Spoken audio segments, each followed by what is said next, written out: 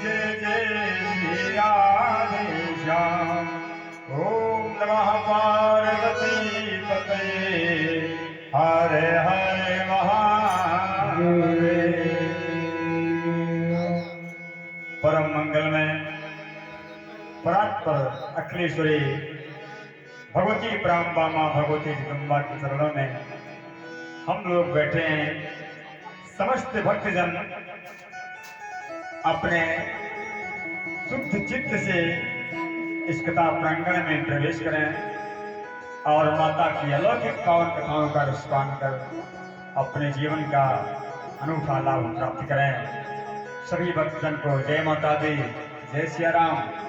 जो चाहें हमारी आवाज अगर आप तक पहुंच रही है तो इस कथा प्रांगण में त्योहारी बगिया त्योहार बाबा की पावन स्थान पर आप लोग आए और हमारे प्रधान जी के सानिध्य में समस्त ग्राम बस्ती के सहयोग से ये पावन यज्ञ चल रहा है माता का, जो ज्ञान यज्ञ है। इसको श्रवण कर अपने जीवन का अनूठा लाभ प्राप्त करें। सभी भक्तों को जय माता दी। और कुछ देर तक हम लोग सत्संग रूप में हरि चर्चा करें। देखो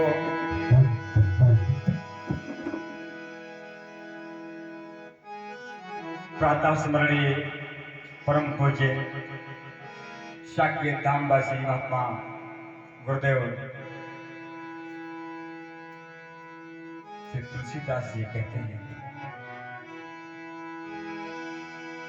कि पाई न केहि गति पतित पावन, राम भज सुन सतना। पाई न केहि गति पतित पावन, राम भज सुन सतना।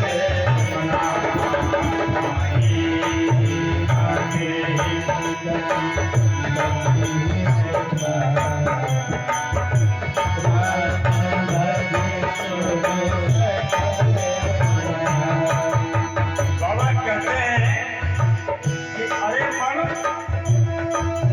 तू शक है, जरा सोच कि किसको गति नहीं मिली हमारे भगवान का भजन करने से। गणिका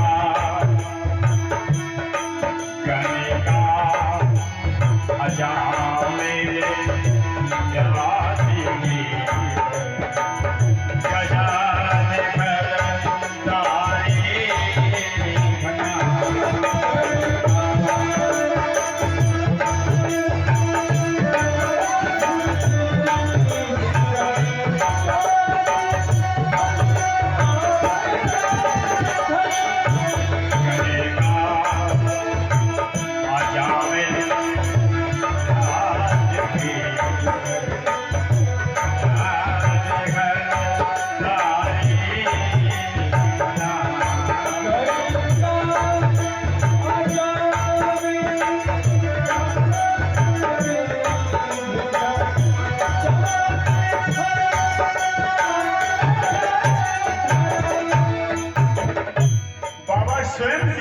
करते हैं कि अरे शठ मन श्री राम का भजन करने से किसको गति नहीं मिल गई।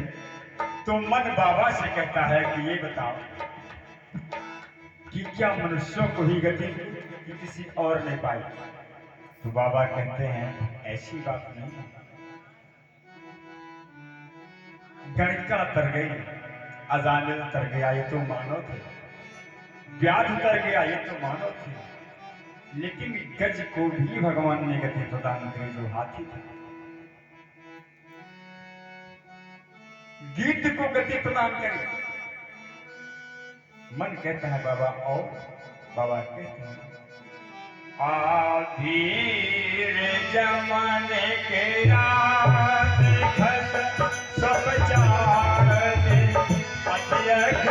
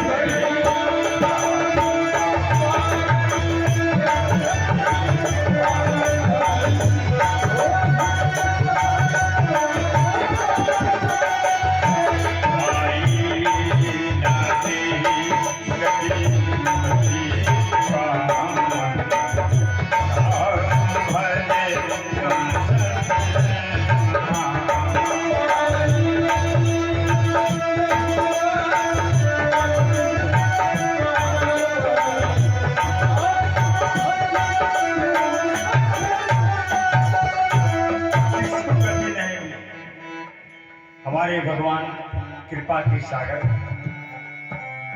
अच्छा ये बताओ कि संसार में सुख कहाँ है? सुख कहाँ है संसार में? भूख में अच्छा भोजन प्राप्त हो जाए वही सुख है, नींद लगी हो सोने को मिल जाए वही सुख है। हा? वो तो सुख नहीं है।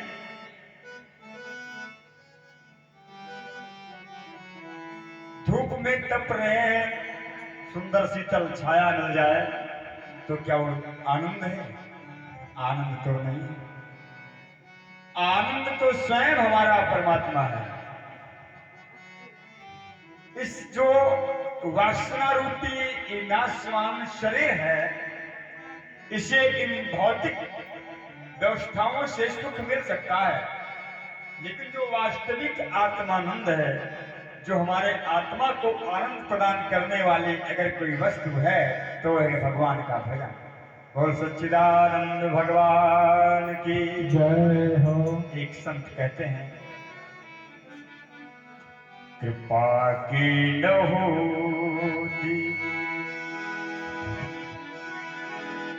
कृपा की न होती, जो आदत तुम्हारी कृपा की न होती, जो आदत तुम्हारी कृपा की न होती, जो आदत तुम्हारी हे प्रभु, अगर आपकी कृपा करने की आदत नहीं होती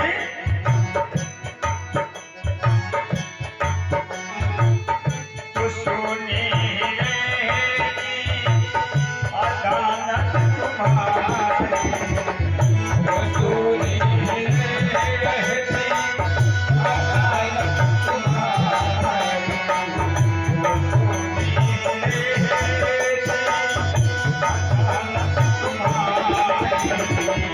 वसूली रहती अदालत तुम्हारी।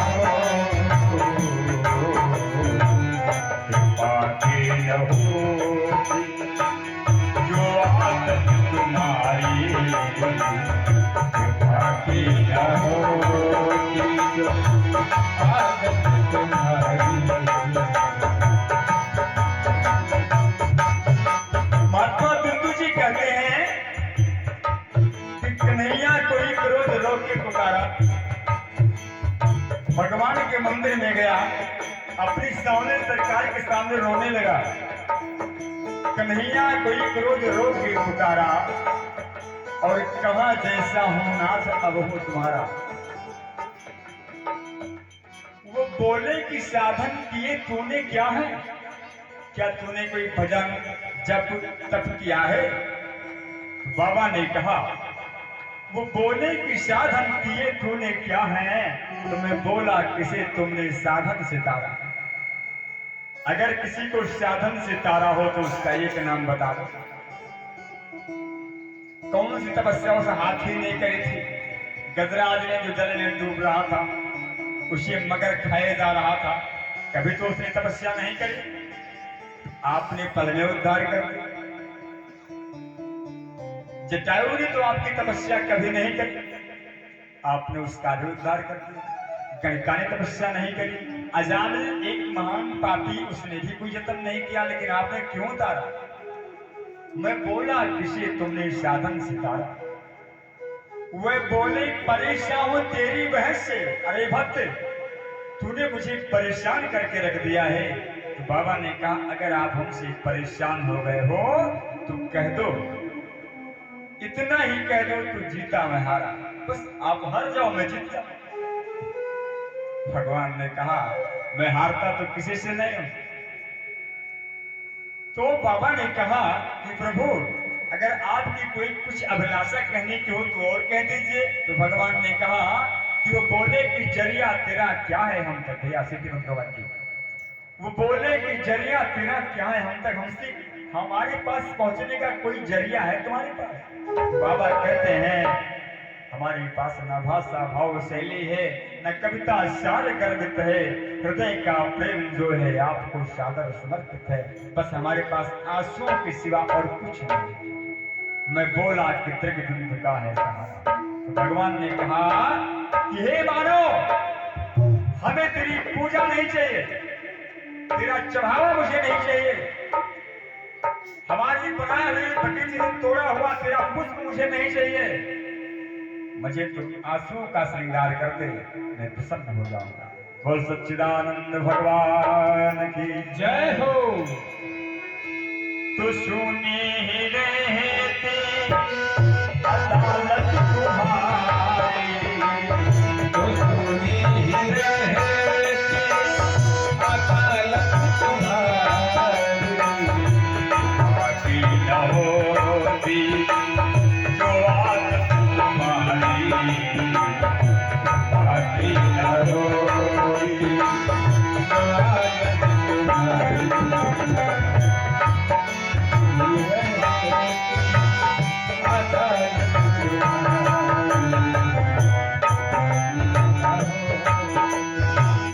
हे प्रभु, हम ऐसे भक्त हैं कि जो भक्त कहलाने के लायक ही नहीं है। तो कन्हैया ने कहा अगर भक्त कहलाने के लायक नहीं हो तो मेरे पीछे काहे लगे हो। बिंदु जी कहते हैं कि हमसे यथम यदीन जो ताले न जाएंगे, हमसे यथम यदीन जो ताले न जाएंगे, हमसे अथम यदीन जो ताले न जाएंगे,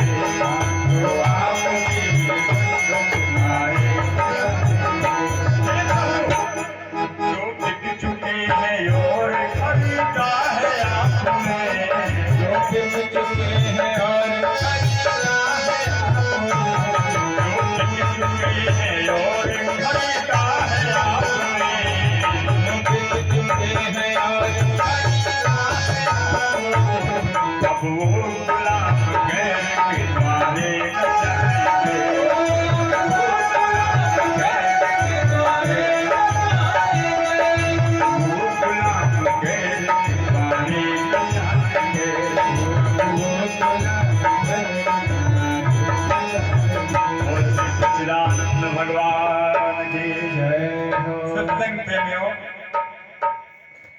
हम प्रथम दिन एक चर्चा किए थे और किसी कारणवश अलग चले गए।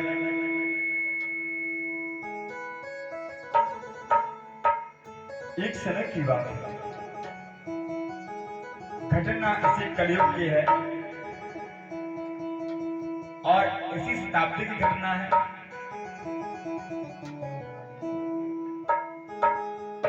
राजस्थान जैसे प्रदेश में एक मेड़ता नाम का गांव, और मेड़ता गांव में एक जमींदार,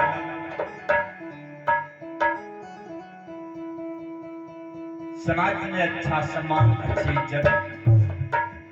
उनके घर एक बेटी का जन्म हुआ, एक कन्या पैदा हुई।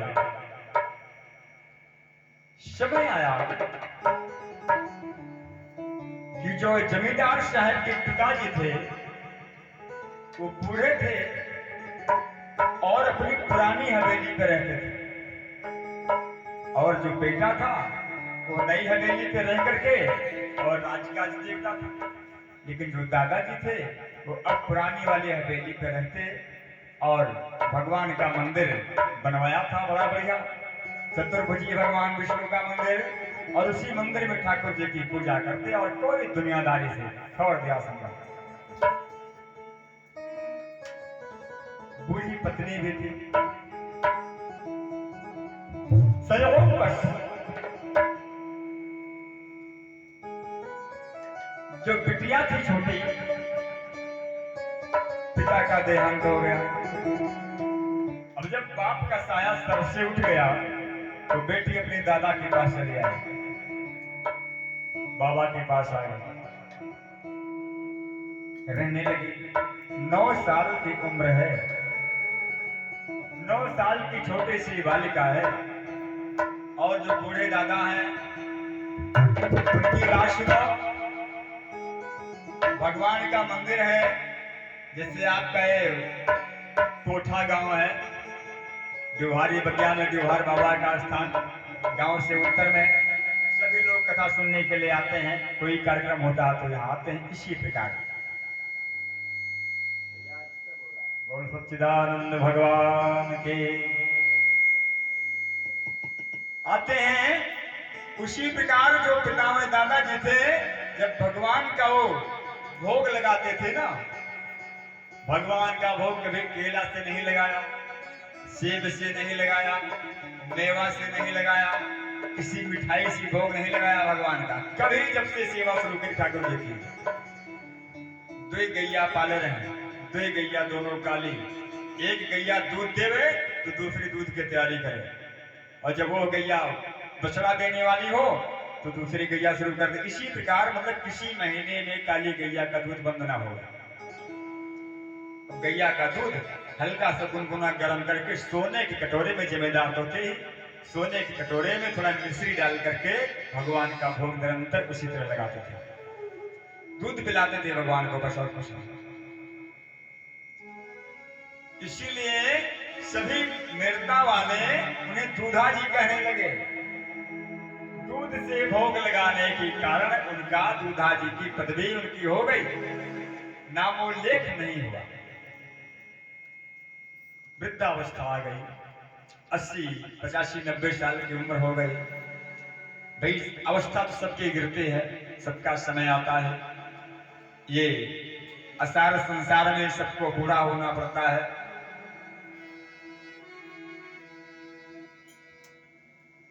बिस्तर पर पड़े पड़े रोने लगे आज, क्योंकि इंद्रियों ने शिथिल होना प्रारंभ कर दिया।